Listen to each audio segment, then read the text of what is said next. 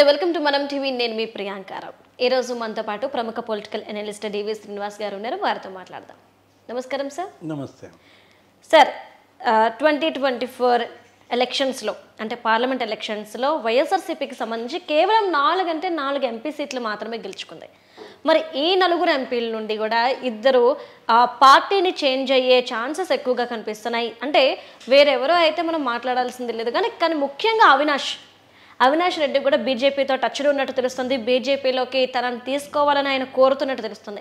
అంటే ఆయన చుట్టూ కూడా కేసుల ఉచ్చు బిగుసుకోవడంతో ఈరోజు బీజేపీలోకి వెళ్ళాలని చూస్తున్న నేపథ్యంలో టీడీపీని సంప్రదించకుండా బీజేపీ అవినాష్ని యాక్సెప్ట్ చేస్తుంది అంటారా? అవినాష్ నిజంగానే బీజేపీలో చేరుతారంటారా? ఎందుకు అవినాష్తో పాటు జగన్మోహన్ రెడ్డి కూడా వెళ్ళిపోతే పోలా? అంటే ఇప్పుడు అవినాష్ రెడ్డిని వదిలేసి జగన్మోహన్ రెడ్డి ఉండగలడా?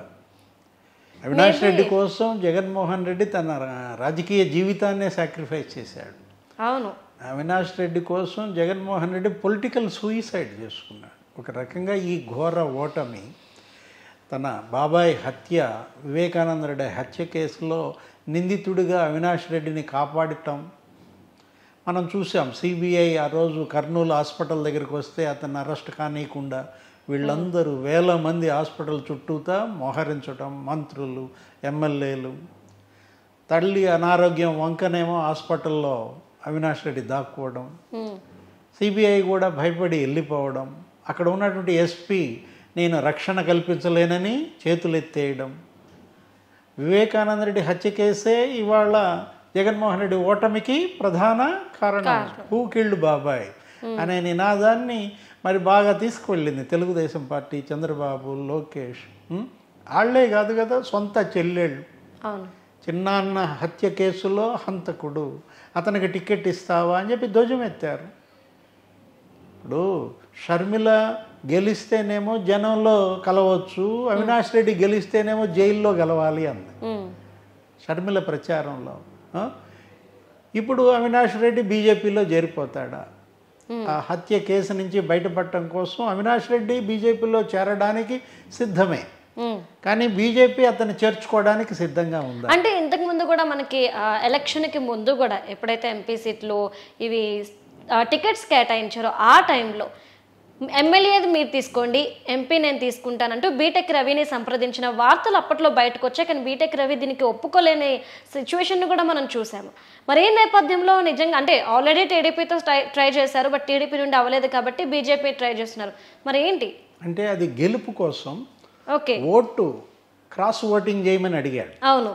అవినాష్ రెడ్డి ఏంటంటే ఇప్పుడు ఈ ఎన్నికల్లో గెలిస్తేనే తనకి రాజకీయ జీవితం, ఈ ఎలక్షన్లో ఓడిపోతే ఇక అతను జైలుకి వెళ్తానన్న భయంతో ఎంపీ సీట్ అన్నా తను కాపాడుతుంది. ఢిల్లీలో తనకున్నటువంటి సంబంధాలు, గతంలో 2 సార్లు ఎంపీగా ఉన్నప్పుడు అక్కడ లోక్సభకి నాయకుడిగా పనిచేసిన దీంట్లో అక్కడ ఉన్నటువంటి కేంద్ర మంత్రుల్లో ఎవరో ఒకరిని అడ్డం పెట్టుకుని బయటపడచ్చు అన్న దీంట్లో ప్రలోభ పెట్టినట్టుగా పార్లమెంట్ స్థానంలో ఉన్నటువంటి టీడీపీ అభ్యర్థుల్ని క్రాస్ ఓటింగ్ చేయమన్నది చేసినట్టు బీటెక్ రవి ఆఫర్ తన దగ్గరికి వస్తే దాని కాదన్నట్టు ఎవరో ఒకళ్ళు దానికి అంగీకరించి కొంతమంది క్రాస్ ఓటింగ్ చేసినట్టుగా కూడా వార్తలు విన్నాం. దానివల్లే మరి గెలిచినట్టున్నాడు.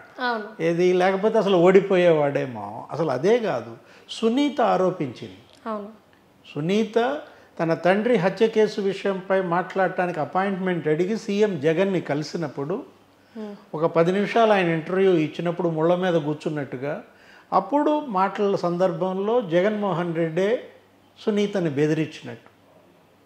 ఏమని? ఏమో నీ భర్తే హత్య చేసి ఉండొచ్చు, చేయించి ఉండొచ్చు.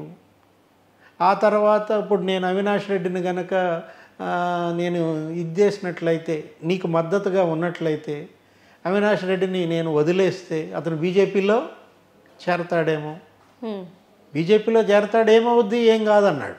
నువ్వేం చేయలేవు. అవినాష్ రెడ్డి బీజేపీలో చేరతాడు, ఏమవుద్ది, నా మీద ఇది ఇంకో కేసు అవుద్ది అన్నాడు జగన్మోహన్ రెడ్డి. సునీతే చెప్పింది, అనేక ప్రెస్ మీట్స్లో కూడా చెప్పింది. తన అన్న ఇలా తనకు సమాధానం ఇచ్చేసరికి బిత్తరపోయానని. అంటే ఏంటి? వివేకానంద రెడ్డి హత్య కేసులో వాళ్ళిద్దరు ఇన్వాల్వ్మెంట్ ఉంది అని జగన్ అంగీకరించినట్టుగా.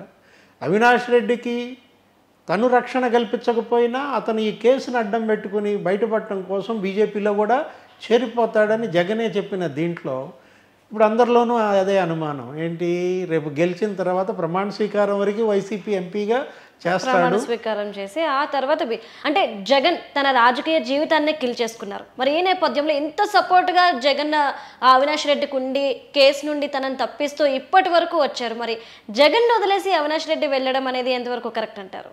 అంటే వెళ్ళడానికి అవినాష్ సిద్ధంగా ఉన్నా చేర్చుకోవడానికి బీజేపీ సిద్ధంగా ఉందా, ఇక్కడ ఇష్యూ అది.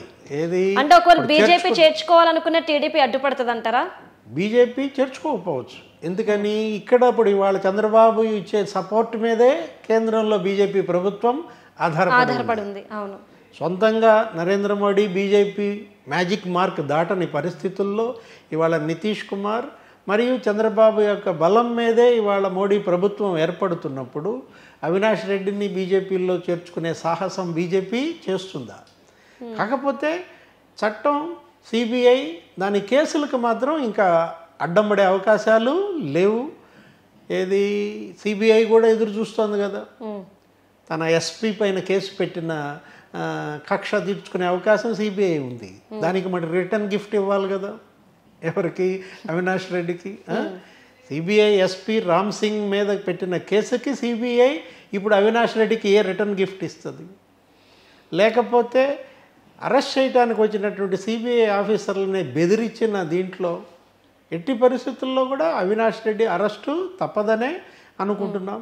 సిబిఐకి ఉన్నటువంటి అడ్డంకులు కూడా తొలగిపోయాయి. జగన్మోహన్ రెడ్డి ఆయనకు ఉన్నటువంటి ఆ 32 మంది ఎంపీలని అడ్డం పెట్టుకుని ఇన్నాళ్ళు అవినాష్ రెడ్డిని కాపాడాడు.